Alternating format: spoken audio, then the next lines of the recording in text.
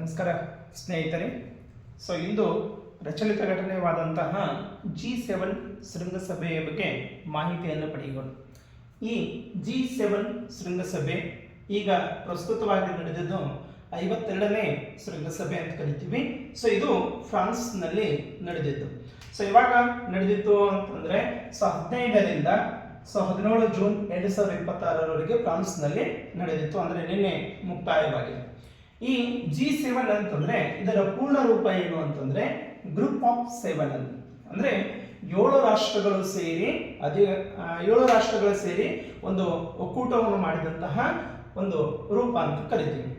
ಈ 7 ರಾಷ್ಟ್ರಗಳು ಯಾವುದು ಅಂತ ಬರ್ತವೆ. ಅಂದ್ರೆ G7 ನ ಸದಸ್ಯ ರಾಷ್ಟ್ರಗಳು ಯಾವುದು ಅಂತಂದ್ರೆ ಇಲ್ಲಿ 1 France, 2 USA United state of America, 3 Britain, 4 Germany, 5 Japan, 6 Italy, 7 Canada.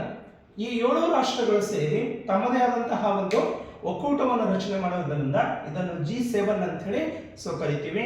ಆದ್ರೆ ನೆನ್ಪಿಡ್ಬೇಕು, ಯಾವುದೇ ರೀತಿಯಾದಂತಹ ಭಾರತ G7 ನ ಸದಸ್ಯ ರಾಷ್ಟ್ರವಲ್ಲ. ಅಂದ್ರೆ ಪ್ರಶ್ನೆಯಲ್ಲಿ ಏನಾಗ್ತಾರೆ, G7 ನ ಸದಸ್ಯ ರಾಷ್ಟ್ರ ಯಾವುದು ಅಂತಂದ್ರೆ ಭಾರತ ಸದಸ್ಯ ರಾಷ್ಟ್ರ ಅಲ್ಲ.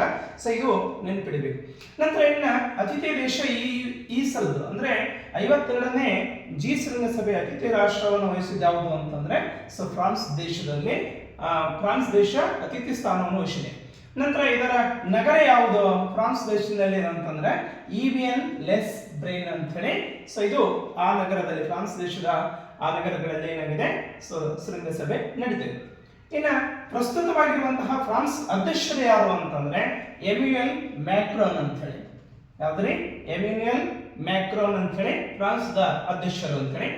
ಇನ್ನು ಮುಂದಿನ 2027ರ ಅತಿಥಿಯ ಮುಂದೆ ಪ್ರತಿ ವರ್ಷ ಏನಾಗ್ತದೆ ಅಂದ್ರೆ ಒಂದೊಂದು ರಾಷ್ಟ್ರ ಅತಿಥಿಯ ಅಂದ್ರೆ ಅಧ್ಯಕ್ಷತೆಯನ್ನು ವಹಿಸ್ತದೆ, ನೇತೃತ್ವವನ್ನು ವಹಿಸ್ತದೆ. ಹಾಗಾಗಿ ಮುಂದಿನ ದೇಶ ಯಾವುದು ಅಂತಂದ್ರೆ ಯುನೈಟೆಡ್ ಸ್ಟೇಟ್ ಆಫ್ ಅಮೆರಿಕಾ. ಅಂದ್ರೆ ಅಮೆರಿಕ ದೇಶದಲ್ಲಿ 2017ರದು ಎಷ್ಟನೇದ್ರಿ 53ನೇದು ಅಂತ ಕರಿತೀವಿ.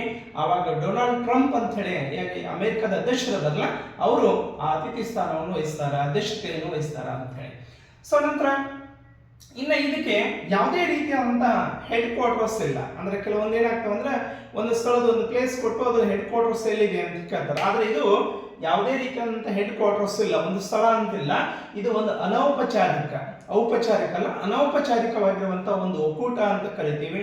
ಹೀಗಾಗಿ ಯಾವುದೇ ರೀತಿಯಾದಂತಹ ಹೆಡ್ ಕ್ವಾರ್ಟರ್ಸ್ ಇಲ್ಲ ಮತ್ತು ಇದು ಅಧಿಕೃತವಾಗಿರುವಂತಹ ಒಂದು ಸಂಸ್ಥೆನೂ ಅಲ್ಲ ಅಂತ ಹೇಳಿ.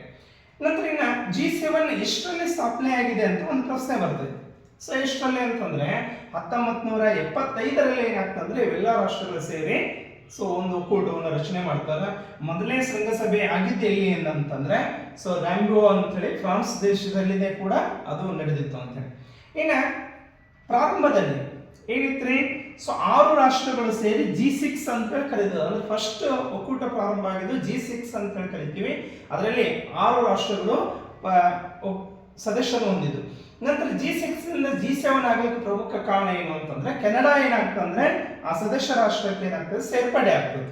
ಅದು ಎಷ್ಟರಲ್ಲಿ 1976ರಲ್ಲಿ ಕೆನಡಾ G6 ನಲ್ಲಿ ಸೇರೋದ್ರಿಂದ ಅದು G7 ಅಂತ ಹೇಳಿ ಕೂಡ ಆಯಿತು.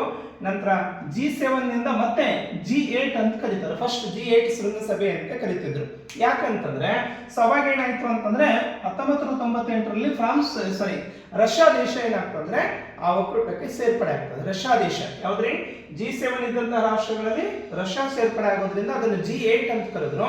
ನಂತರ ಏನಾಗ್ತಂದ್ರೆ ರಷ್ಯಾ ದೇಶ ಅದನ್ನು ಅಮಾನತು ಮಾಡಿ ಹೊರಗಡೆ ಇಡಾಗಿತ್ತು, ಅಂದ್ರೆ ತೆಗೆದು ಹಾಕ್ಲಾಯ್ತು. ಅವಾಗ G8 ಹೋಗಿ G7 ಆಯ್ತು. ಎಷ್ಟರಲ್ಲಿ 2014ರಲ್ಲಿ. ಅಂದ್ರೆ 2014ರಲ್ಲಿ ಮತ್ತೆ ರಷ್ಯಾ ದೇಶವನ್ನು ಏನಾಯ್ತು ಹೊರಗಿಡಲಾಯ್ತು, ಅಮಾನತು ಮಾಡಲಾಯ್ತು. ಅವಾಗ ಅದರಿಂದ ಏನಾಯ್ತು G7 ಅಂತ ಹೇಳಿ ರಾಷ್ಟ್ರ ಆಯ್ತು. ನಂತರ G7 ನ ಏಕೈಕ ಸದಸ್ಯ ರಾಷ್ಟ್ರ ಅಂತ ಕರಿತೀವಿ. ಅತಿಥಿಯ ಏಕೈಕ ಸದಸ್ಯ ರಾಷ್ಟ್ರ ಯಾವುದು ಅಂತಂದ್ರೆ ಅದು ಜಪಾನ್ ಅಂತ ಹೇಳಿ.